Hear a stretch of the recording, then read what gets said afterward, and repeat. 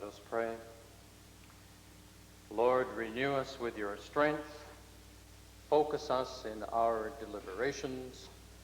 Challenge us in our service of the people of this great province. Amen.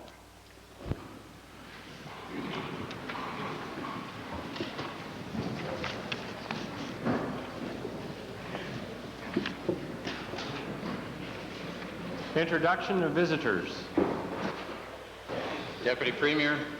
Mr. Speaker, it is a pleasure to introduce His Excellency Israel Guraria, who is the Ambassador of Israel to Canada, and his wife, Mrs. Shulamit Guraria. His Excellency has been Israel's Ambassador to Canada since 1987 and is visiting Alberta today.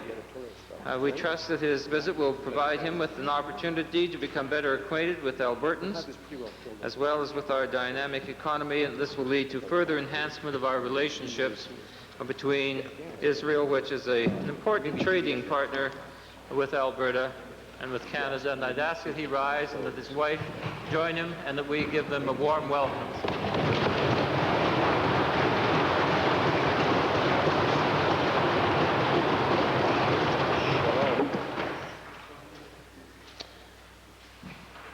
Member for Calgary-McCall.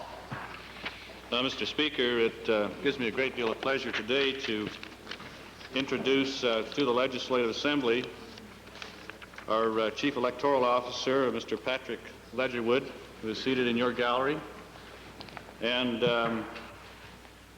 the recommendation for the 5th Ombudsman of Alberta, Mr. Harley Johnson, and his guest, Lynn Staples. They are seated in your gallery, Mr. Speaker, this morning, and I'd ask the Legislative Assembly if they would rise and give them the cordial welcome that they deserve.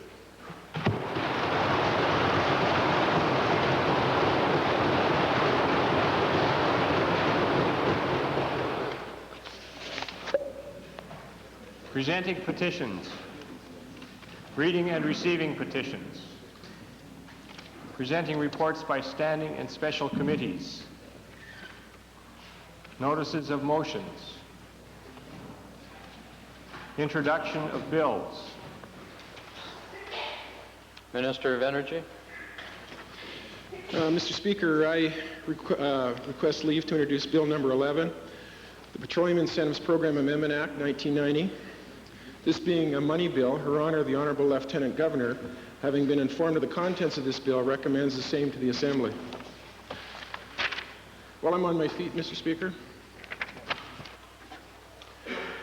The Honourable Minister of Energy has moved first reading of Bill number 11, Petroleum Incentives Program Amendment Act 1990. Those in favor of first reading, please say aye. Aye. Opposed, please say no. Carried.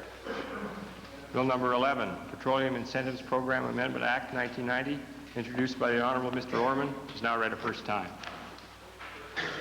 Mr. Speaker, I beg leave to introduce Bill number 9, the Electrical Statutes Amendment Act 1990. The purpose of this bill, Mr. Speaker, would allow minor non-utility owned electric services to be extended across public lands, and also this amendment would allow persons to extend their existing electrical service across a public road for use on their property. The Honourable Minister of Energy has moved for first reading Bill number 9, Electrical Statutes Amendment Act 1990. Those members in favor of first reading, please say aye. Aye. Opposed, please say no. So ordered. Bill number 9, Electrical Statutes Amendment Act 1990, introduced by the Honourable Mr. Orman, is now read a first time. Tabling returns and reports. Minister of Labour. I have the pleasure, Mr. Speaker, today to table the annual report of the Department of Labour for the fiscal year ended March 31, 1988.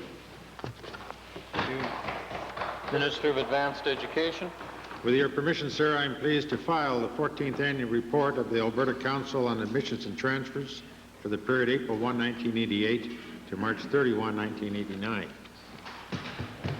Thank you.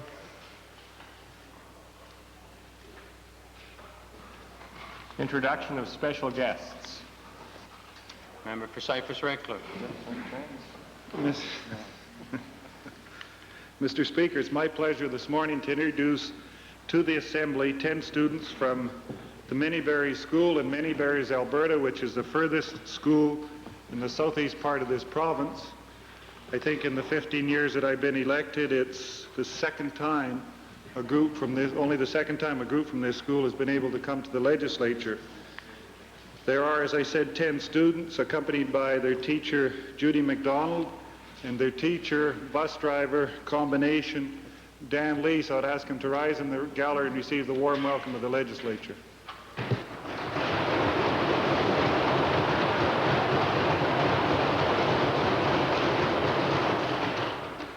Minister of Forestry, Lands and Wildlife. Mr. Speaker, I'd like to introduce the Assembly today Mr. Roy Lewis, the President of the Indian Association of Alberta, and his wife, Mrs. Peggy Hutchison Lewis, who is the Communications Director for the Indian Association. They've been meeting with me this morning discussing concerns of the natives with respect to fish and wildlife. I would ask the Assembly to join me in welcoming them and giving them a warm welcome.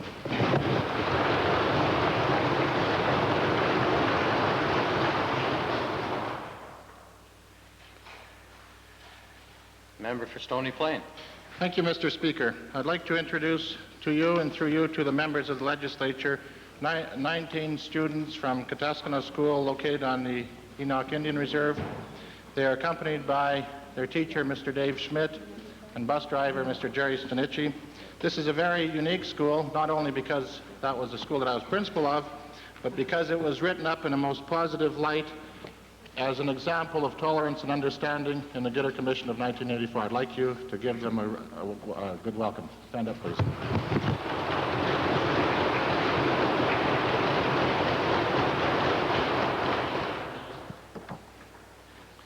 Member for Edmonton Centre. Thank you, Mr. Speaker. I would like to introduce to members of the Assembly 45 English as a second language students who are studying just blocks away at the historic Grandin School. They're here today with their teachers Emilio Gatto, Rosalind Turnbull, Linda Deary, and Linda Kostelik. I'd ask that they please stand in the public gallery and be recognized by members of the Assembly.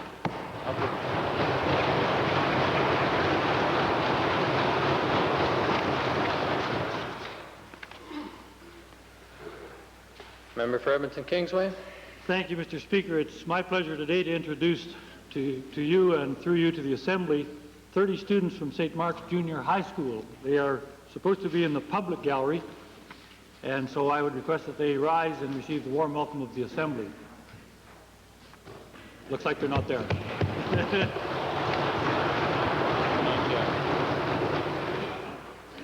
They were accompanied by Carol Alonso, but I guess they've had to leave.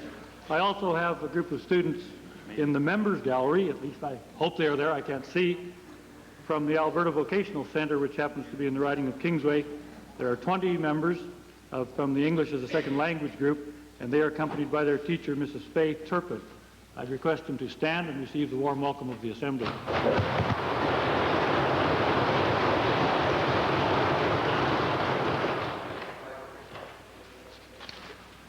Ministerial statements. Oral question period. Yes. Mr. Speaker, to the Premier. Mr. Speaker, it's been obvious to almost everybody except this government that we need strict conflict of interest rules for MLAs, for cabinet ministers, and for senior public servants, Mr. Speaker. And I might point out that my late colleague Grant Notley and I have introduced a code of ethics bill some 8 times since 1979. The reaction always was by the government backbenchers, we don't need this sort of bill, Mr. Speaker. Yeah. Now, we've waited long enough for action, Mr. Speaker, and in the House the other day, the Premier said he was going to respond, I believe he said, in due course, to the recommendations of the Conflict of Interest Review Panel. Mr. Speaker, it's a due course that worries us somewhat, Mr. Speaker. We don't want it to gather dust like a lot of other reports. Yeah, right. So my question to the Premier is this, Mr. Speaker. Will he give us his assurance to this Assembly that we will deal with the recommendations in this report as amendments to the Legislative Assembly Act in this spring session? Mr. Speaker, first let me make it very clear to the people of Alberta and to the Leader of the Opposition. We have conflict of interest rules. We have conflict of interest legislation. The Legislative Assembly Act has powerful conflict of interest legislation. So powerful that it actually reverses the will of the voter, the people, and disqualifies members from sitting in this assembly. Extremely powerful conflict of interest legislation. And for the honourable member to, in some way, try and convey the fact that we do not have it is absolutely wrong. Nevertheless, Mr. Speaker, we have put in place as a government a panel to review those because times change and complexity of governments change. And we did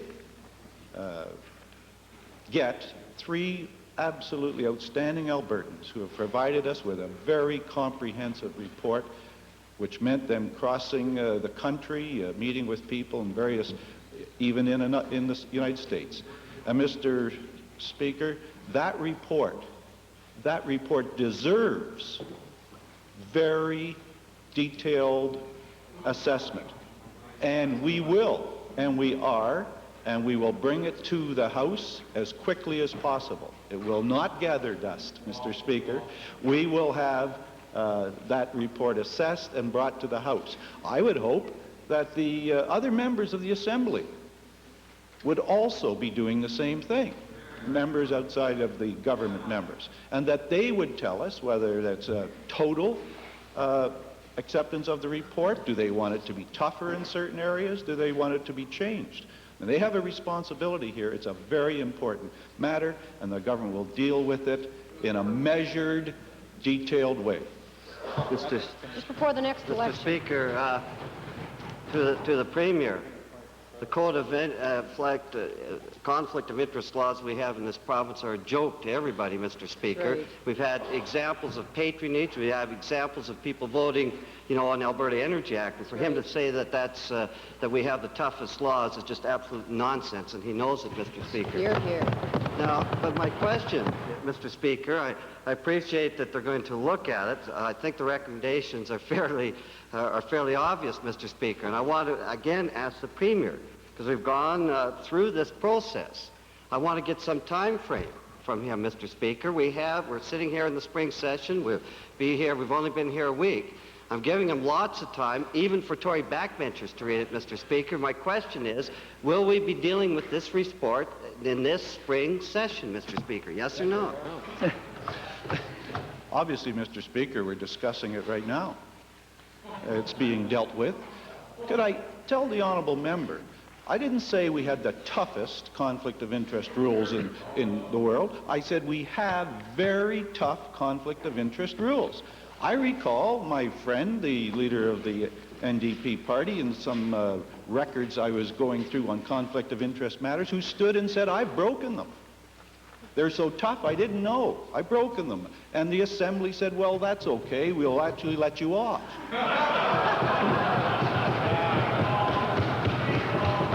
We wanted him to be here. He makes us look. I wanted him to be here.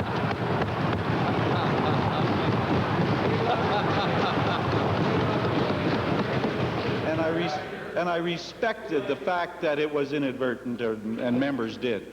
So, Mr. Speaker, that is the matter I was raising, and I want the members to know we will deal with them as quickly as we can, but they require detailed assessment. Mr. Speaker, I would remind the Premier that he wasn't here. That was even before he was a member of Whitemud. Now he's a member of Stettler, Mr. Speaker. Mr. Speaker, my question to the Premier, because by the answer I take it we're probably not going to deal with it in the spring session, Mr. Speaker. Would he at least do this, Mr. Speaker, in the meantime? Mr. D. Rappert, who has resigned as the Deputy Minister of Economic Development, and I point this out because the minister over there said that he would now be eligible to have private contracts. This would be a blatant misuse of the power in this Assembly, Mr. Speaker, by this minister. And it directly flies as a contradiction to what they're offering. Would the Premier at least give us this assurance to the House that Mr. DeRappert will not get a private consulting contract with this government until we deal with this report in a public way. Here. First of all, the member said that he assumed that we would not be dealing in this session. I don't know why he'd assume that. I said we were going to give a detailed assessment and deal with it as quickly as possible. So why make some other assumption? Mr. Speaker, in terms of Mr. DeRappert, I find it offensive that the Honourable Leader of the Opposition, to a gentleman who has served this province for so many years and the people of Alberta, Deputy Minister of the Executive Council, identified by the Chamber of Commerce as outstanding member citizen in Canada, and then serving in economic development and trade as a chief deputy minister when this entire province was down in terms of investment and economic development, and guided a tremendous growth, the growth we now all are benefiting from. To have the member take on in some way an opportunity to besmirch his name when the matter is under appeal now. And I would ask the Leader of the Opposition to withdraw those kind of things and not continue that type of attack.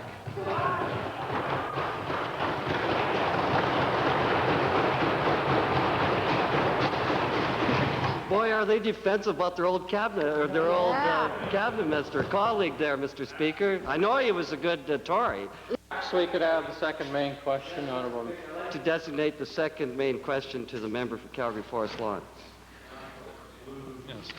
Mr. Speaker, yesterday the National Energy Board, under pressure from the Minister of Energy, dropped its benefit cost analysis. In 1986, his government removed a similar protection when it amended the Gas Resources Preservation Act.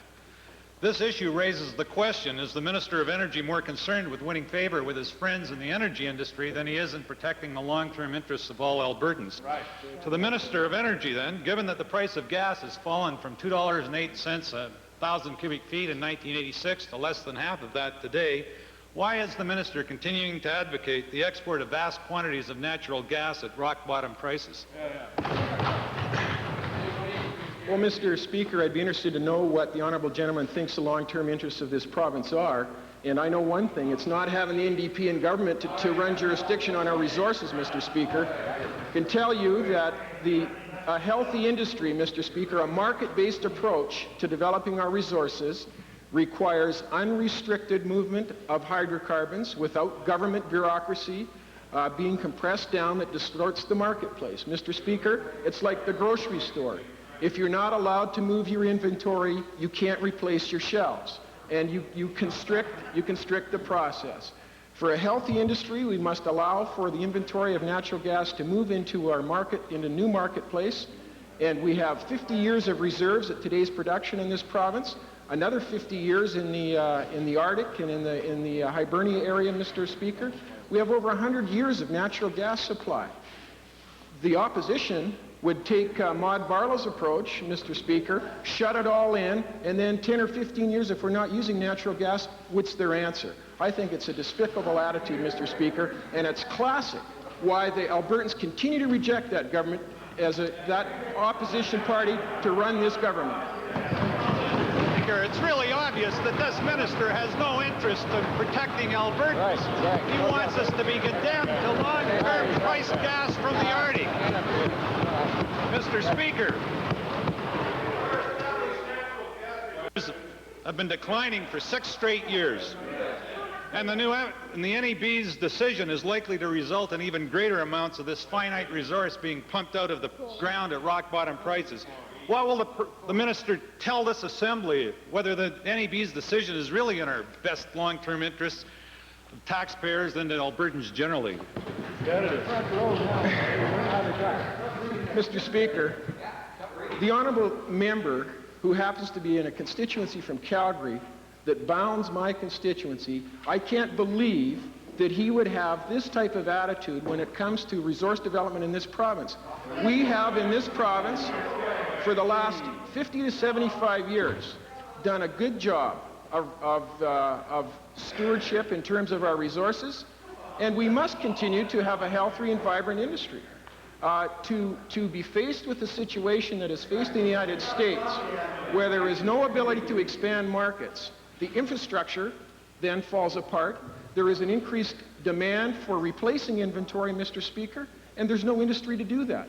We have supported the industry during the tough times. They are now poised to take advantage of increased opportunities in export markets, replace the inventories, increase the gross domestic product of this country, and contribute to a healthy industry, which means long-term supply balance in this country. I just don't understand the position taken, Mr. Speaker, and it's a total lack of understanding of a market-based approach to developing our resources. Well, Mr. Speaker, given that this minister's actions and that the impact of the NEB decision will be to accelerate the depletion of Alberta's gas reserves at a time of very low prices, what action is the minister going to take to ensure that Albertans' long-term energy needs are met? That's the question. Or he's going to make us completely reliant on expensive Beaufort gas, and that we'll have sufficient reserves of natural gas in the ground if and when prices begin to rise. Therein lies the rub, Mr. Speaker. The question of price. He's supporting the Eastern Ontario position. We shut in our reserves at a cheap price today so that we don't have to pay for the expensive Beaufort gas. That, Mr. Speaker, is irresponsible as an Albertan. Today, we want to be able to develop our resources, develop natural markets, and move it at a price, move the inventory so that the prices can move up to a level that is respective of the value of the resource. To suggest that we save it for Canadians, Mr. Speaker, at the low price is an Eastern Canada position. And I think it's... Thank you, Honourable. Thank you, Honourable Minister.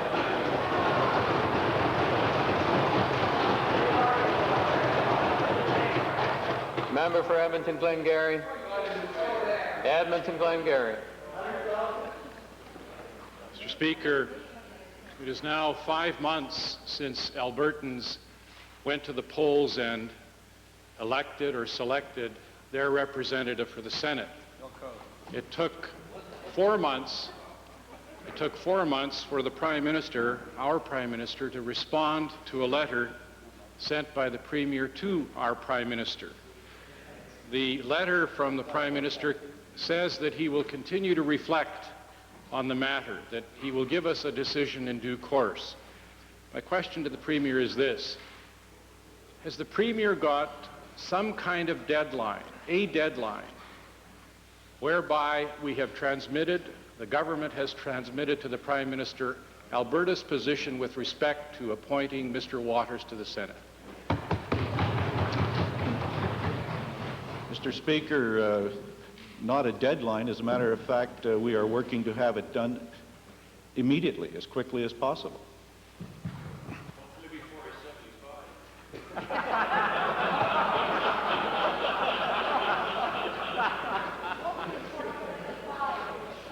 Well, I'm delighted that the Premier is feeling good about the Prime Minister's ability to respond. I don't think Albertans have that same feeling. Mr. Speaker, my second question to the Premier is this: if Albertans can't have Mr. Waters appointed by, say, June the 1st, is the Premier prepared to tell the Prime Minister and his government that we will take away our signature, we will take away our support from the Meech Lake document? Give us a good... First of all, Mr. Speaker, the honourable member is dealing in a hypothetical area, but could I straighten out his mind on how I feel about the Prime Minister not appointing Mr. Waters immediately? I am frustrated by that, upset by it, and angry about it. And so are Albertans. And we are exerting pressure on the Prime Minister and on his caucus and his government to appoint Mr. Waters, and we're doing it in a variety of ways. I also wonder about the position taken and expressed now by, I guess, the Liberal Party.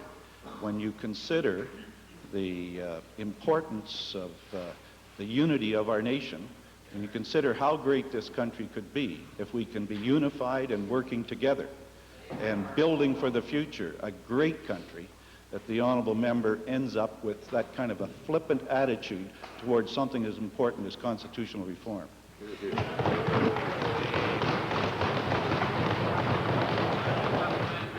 Mr. Speaker, hardly flippant to note that Albertans, by a pretty overwhelming majority, do not accept the Meech Lake position. My last question to the Premier is this. Surely there must be some evidence that he has, some discussions that he has had with leadership in central Canada that gives him comfort, that gives the Premier comfort in knowing that a Triple E Senate, which is, I guess, the best now we can do, that a Triple E Senate will come for Alberta, to Alberta, for Alberta's benefit. What assurance does the Premier have from that central Canadian leadership, provincial level, that they will agree to this Triple E Senate initiative? Mr. Speaker, I should just point out to the Leader of the Liberal Party that it wasn't that long ago there was just one Premier who supported the Triple E Senate position, and that was this Premier and this government.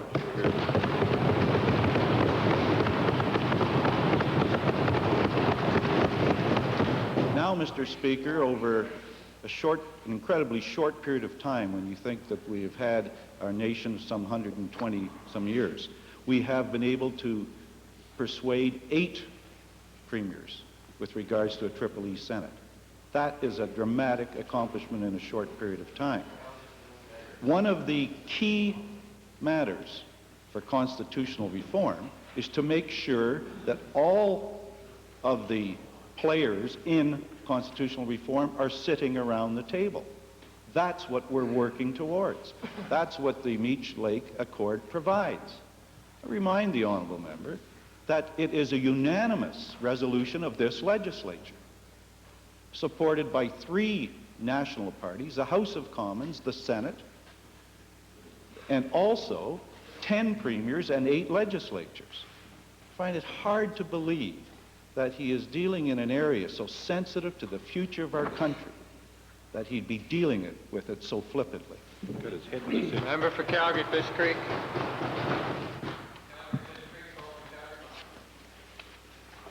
Thank you, Mr. Speaker. Mr. Speaker, the National Energy Board is now hearing some pipeline-related arguments that are critically important to the continuing vitality of the natural gas industry in our province. Simply stated, Mr. Speaker, the issue concerns the tolling methods and formula that will determine whether or not pipeline expansion will be feasible for expansion in Ontario, Quebec, and the northeastern United States. And needless to say, Mr. Speaker, the National Energy Board has to understand the urgency of ruling in favor of rolled-in tolls as opposed to incremental or add-on tolls. Will the Minister of Energy tell the Assembly what he'll be doing in the near term to make sure that the NEB gets that crucial message on the part of the oil industry and on the part of Albertans as a whole? Thank you, Mr. Speaker. I'd like to say, first of all, that there were 2 critical issues that are facing Alberta with regard to National Energy Board hearings.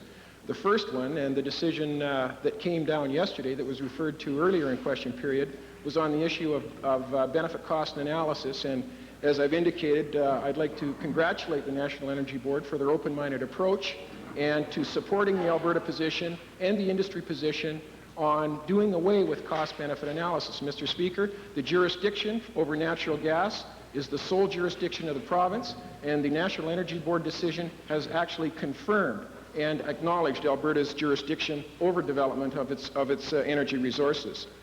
The result of the cost-benefit analysis decision will allow for 4 licenses to be reheard that involve about 100 million cubic feet a day of natural gas worth about $30 to $40 million per year over a 15-year period.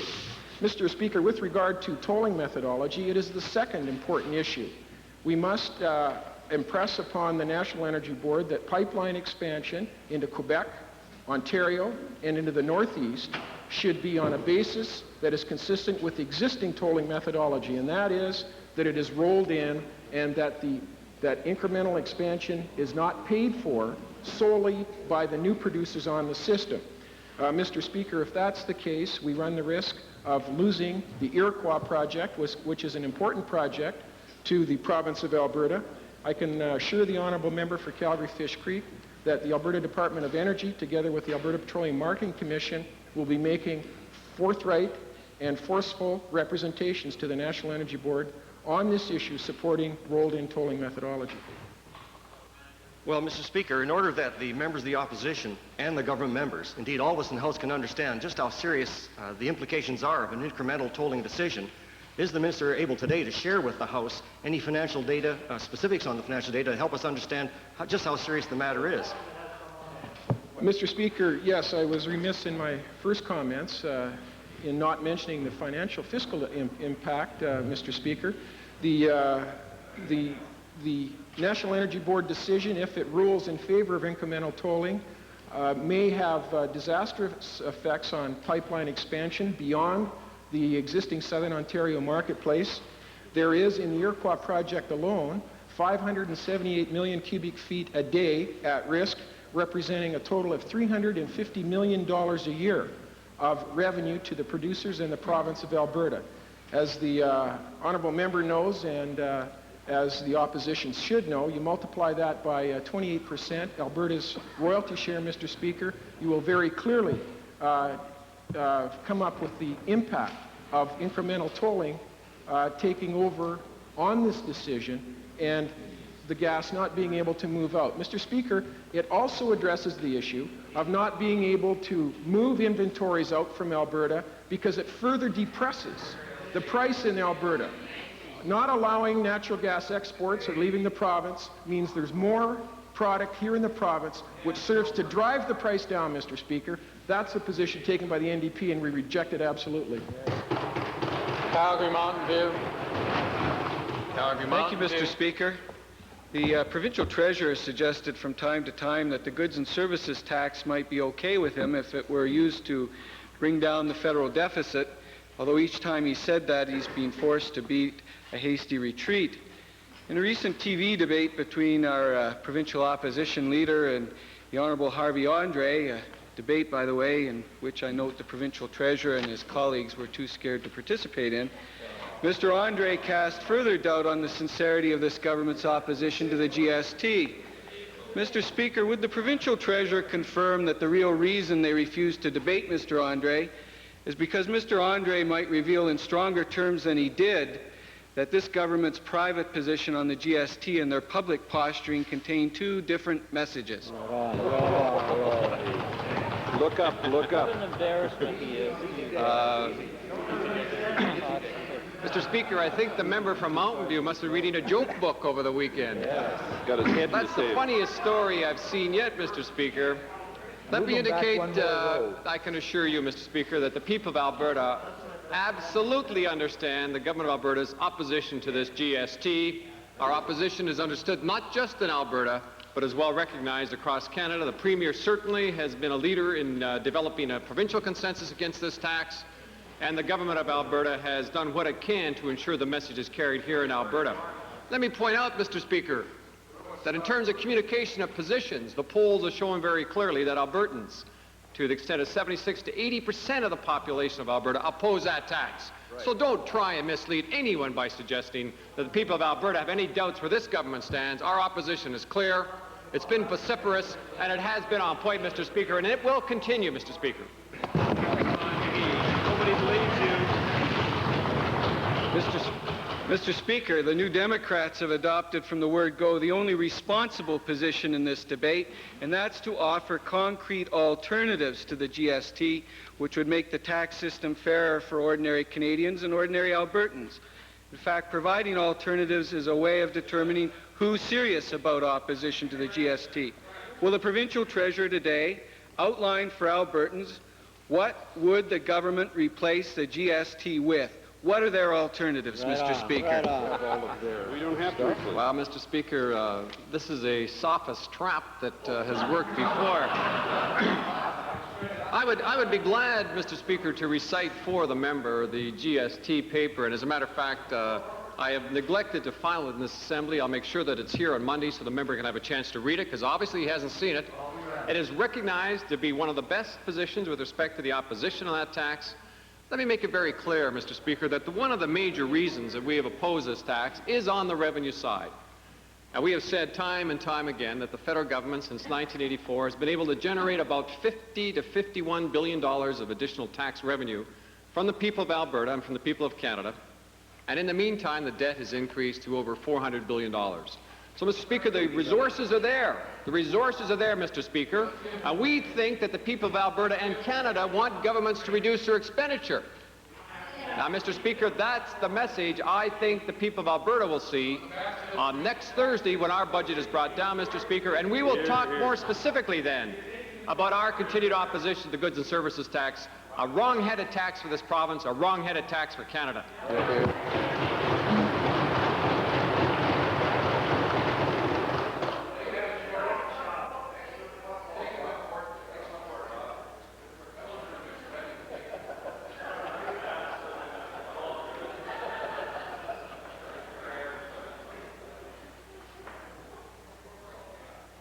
Stony Plain followed by Edmonton Meadowlark.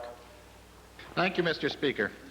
Mr. Speaker, the Conservatives have been in power far too long, as evidenced by the fact that the Supreme Court has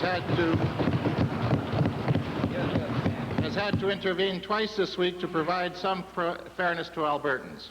Shame. One decision is being violated, but with respect to the French schools decision, the minister has said that he would consult with Francophone parents. My question to the Minister of Education is this. Given that yesterday he waxed eloquent about urban French schools and ignored the issues facing rural Francophones, will he now commit to meeting immediately with parents of St. Paul, Le Gall, and Saint Isidore to resolve their concerns? Mr. Speaker, as I said in the House yesterday, what the Supreme Court judgment does is help to clarify some ambiguities from Section 23, and it clears up the management and control of Francophone schools. It gives direction to us on the provision of English language instruction in those schools. It does a number of other things, Mr. Speaker, that go into a great deal of detail, and what we want to do is make sure that we fully understand the judgment and then discuss it with my colleagues in Cabinet and in caucus, and then go out and speak with parent groups, Francophone groups, and then ultimately, Mr. Speaker, make a decision. We have committed to do that. I have said so in this legislature and outside this legislature, and that's precisely what we will do.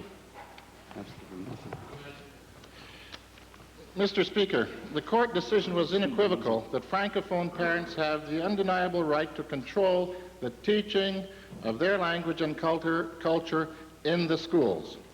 Yet this minister is trying to set up a regional administrative structure for L'École Héritage and Saint Isidore, and Francophone parents are afraid of losing control of their school. If the minister is so concerned about the rights of parents, then why did his department officials hold an in-camera meeting with school officials and refuse to allow parents to participate at the portion of the meeting which his department attended? Illiteracy is growing. Mr. Speaker, the arrangements that are being made in St. Isidore, along with some 6 other participating boards, will meet the needs of the Francophone community in the Smoky River, Peace River constituencies. And Mr. Speaker, the comments that I have heard back from participating boards is that they want to participate in providing advice to the St. Isidore Board, because that board is delivering Francophone education in cooperation with those other 6 school boards. And without that advice, without that input, the St. Isidore Board knows that it won't do as good a job as it wants to do for those children. So, Mr. Speaker, I flatly reject the honourable member's suggestion, and we will continue to work with the St. Isidore Board as well as the other boards in the Peace River, Smoky River area, and I welcome the participation of all of those boards in the delivery of Francophone education for the kids in that area. Hampton Meadowlark, followed by Highwood. Thank you, Mr. Speaker. Mr. Speaker, yesterday the MLA for Whitecourt revealed results of tests into the toxicity of soil resulting from fly ash air emissions from the Miller Western pulp mill in Whitecourt. He indicated that the tests reveal that this soil can be harmful to small children in the area.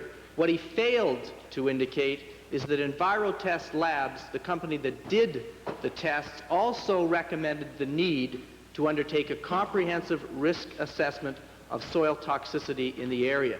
To the Premier, could the Premier please tell us why his government failed to reveal this important recommendation and when his government is going to act upon it?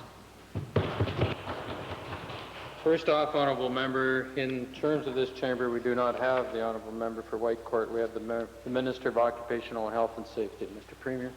Agreed. Mr. Speaker, I was going to point that out to the Honourable Member. But as well, Mr. Speaker, leading into a question regarding the Honourable Member's statements, obviously, would you think, with courtesy from the Honourable Member, present his case when the Minister of Occupational Health and Safety is here? Since this is a clear illustration of what can happen when we don't do proper, open, public environmental impact assessments, will the Minister please make a commitment to direct his the Premier please make a commitment to direct his Minister of Environment to initiate a proper environmental impact assessment now into the Miller Western pulp mill and place a moratorium on Diashawa, Weldwood, and Alberta Energy Company projects until such time as a proper, open environmental impact assessment can be done into those projects as well. Mr. Speaker, I think the Honourable Member is getting himself all twisted up in his desire to shut down Alberta. Yeah. I mean, Yeah. wonder...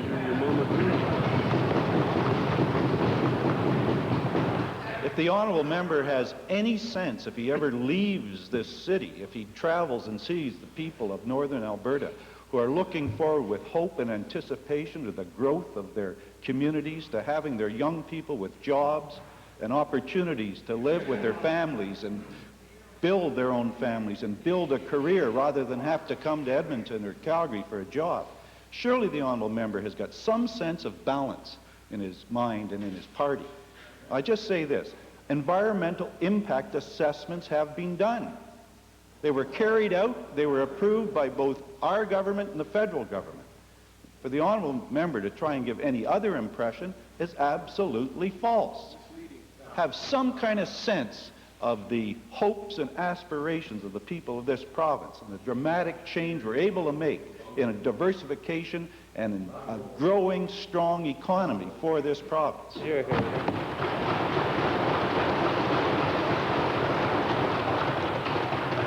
Highwood. Mr. Speaker, my question today is to the Minister of Transportation and Utilities.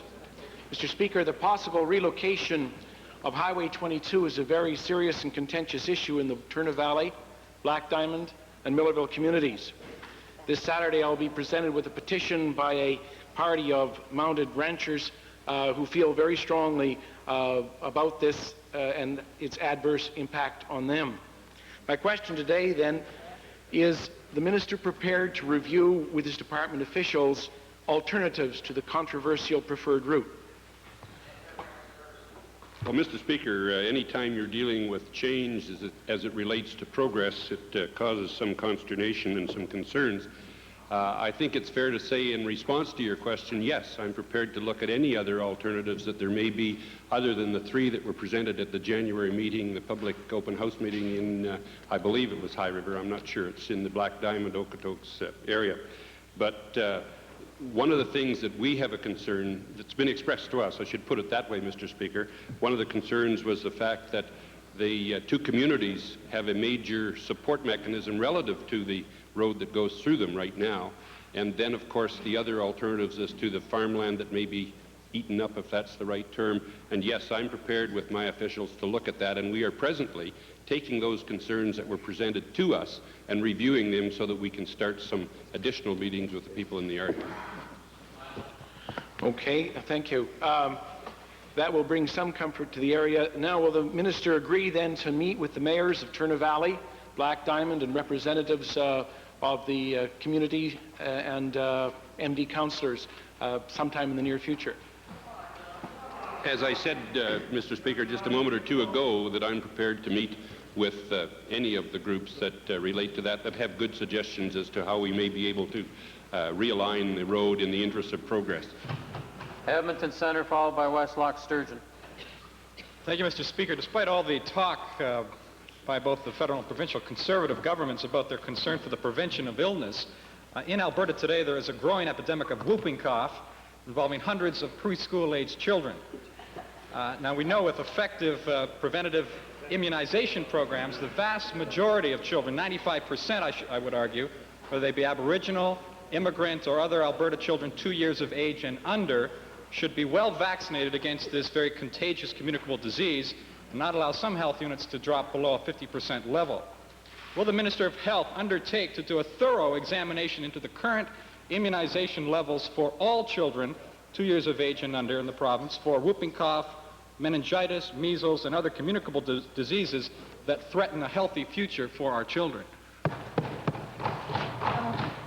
Mr. Speaker, I'm pleased to have the issue of whooping cough raised in the legislature and to have an opportunity to speak to Albertans about how important it is to ensure that young children, particularly preschoolers, are immunized against certainly the pertussis, but also the other communicable diseases which are provided free of charge within our health units. I think rather than the province doing the review of immunization levels, we are working with the health units to ensure that they are doing those immunization levels. But I think it's important to lay on the table where we are with respect to pertussis, because we are unfortunately experiencing the highest number of whooping cough cases in our province since the 1960s. And there have been approximately 1,200 cases reported to date this year in Alberta, compared to 33 cases throughout the 12 months of 1984. The honourable member for Edmonton Centre calls shame, and yet the efforts that are being undertaken through the birth of children, their parents being alerted to the need for accessing vaccination is very important. And unfortunately, one of the realities of a generation who went through with immunization when we were growing up have taken for granted the fact that immunization levels are perhaps not as important as they are. So I would like to take the opportunity to urge all Albertans to ensure that they're taking the utmost precaution with immunization of young people. Mr. Speaker, I do yell shame for this government to allow this kind of epidemic to break out among our children when in fact, Mr. Speaker, we should well know that this generation needs more education, has not been through such communicable diseases before. What else is out there lurking in terms of measles or meningitis? I want to know what the immunization levels are, Mr. Speaker. That is the question the minister has not answered, and she needs to. If she's not going to do that immunization level testing, will the minister at least, instead of standing up with her platitudes here today, will she at least launch with her federal and provincial officials a full public education campaign to ensure that at least 95% of 2-year-olds in this province are vaccinated against these communicable diseases? They deserve a healthy future after all. Well, Mr. Speaker, in fact, I want to commend the health units in this province. I would like to commend the health units in this province for the work they are doing. But I also think there's some responsibility on the part of parents, on the part of individuals across this province to ensure that their children are vaccinated. You can't go and force somebody to be vaccinated. So our public education program has been aimed very much towards that level. Clearly, there's a line between Red Deer North, where the immunizations have fallen off, and there are particular areas of our province, some of which are on the native reserves, particularly in Hobbema, where the immunization level has dropped off significantly. I have written to the Federal Minister of Health and Welfare and told him that the province of Alberta will do everything we can to ensure that those immunization levels come up, and in fact have impelled the federal government to please take note of the level of immunization, particularly on that reserve. Westlock Sturgeon. Thank you, Mr. Speaker. My Question is to the Minister of Agriculture responsible for the Alberta Agricultural Research Institute.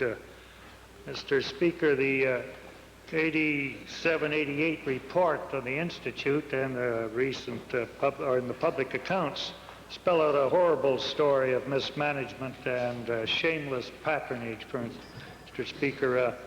For instance, in 87-88, 30% of the Agricultural Institute's funds went to salaries and expenses, and of that, 54% to the chairman, the honourable member for Tabor-Warner. 89 doesn't improve much better, 88-89, and that 14% of the expenses of the Institute went to operating expenses, 32% to the chairman. Now, what I want to ask the Minister, Mr. Speaker, is what possible reason could he give for that astounding amount of money, over $20,000 a year, to go to the chair, the honourable member Tabor-Warner, for such a small job? That's mine. Mr. Speaker, first of all, I do not think that the chairmanship of the Alberta Agricultural Research Institute is an insignificant or a small job. Right.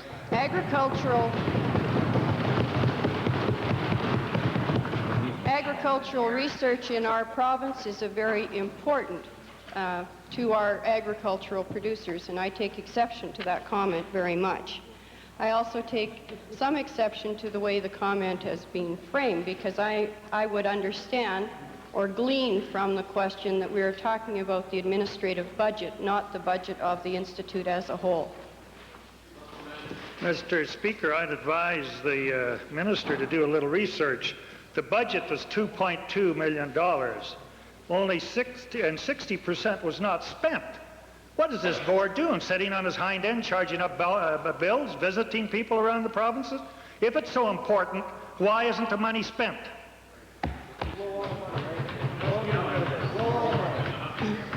I believe there was a question in there. I would also ask that the honourable member refresh his memory on the mandate of the Alberta Agricultural Research Institute. It is a coordinating body, and therefore a number of the funds will be directed in that way. But I will stand on record in this House on the past performance of that research institute and look forward to discussing that in either public accounts or in Heritage Fund estimates at the appropriate time. Calgary Milliken.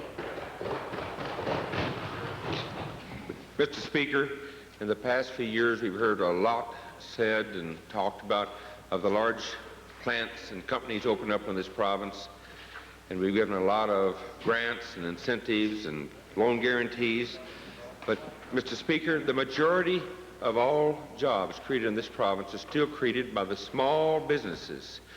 I wonder if the Minister of Economic Development can tell us what is he doing to help the small businesses in the province. Mr. Speaker, we're very active with the small business community throughout the province in a number of areas. I commend the honourable member for his concern as it relates to this very crucial sector of our diversification process and the strengthening of our economy. Our department works through counseling, through actual programs. We announced a number of significant programs over the last number of years that are very supportive of the small business community, and we're going to continue to be very supportive of what is the lifeblood of the economic well-being of this province. Supplementary question, Mr. Speaker.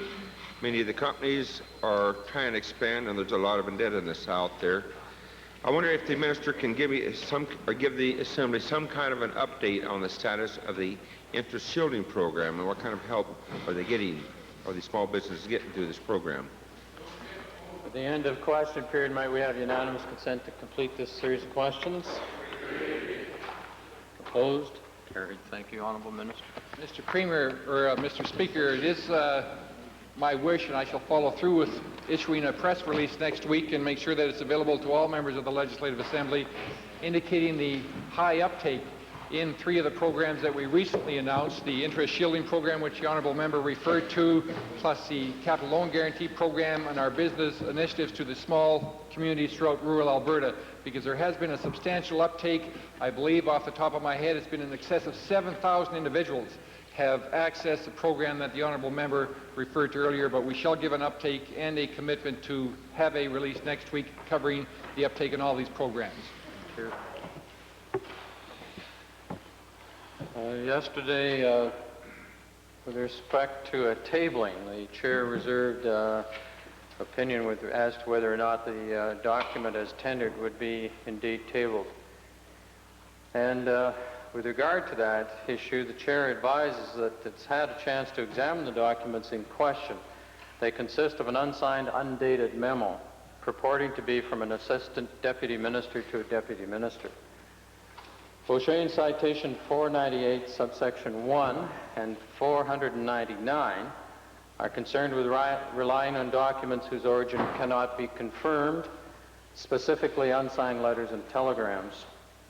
While these citations are specifically concerned with reading or quoting such documents in the House, the chair feels it is a fair and equitable extension of those principles with regard to tabling such documents, particularly when they are represented by an honourable member as evidence of correspondence between two individuals.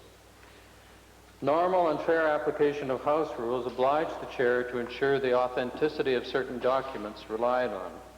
As such, the documents presented by the honourable member cannot be tabled until the member can provide the chair with a signed and dated version. Thank you. Orders of the day. Government motions. Motion number 1, Honourable Mr. Horsman. Mr. Speaker, I am pleased to move motion number 1.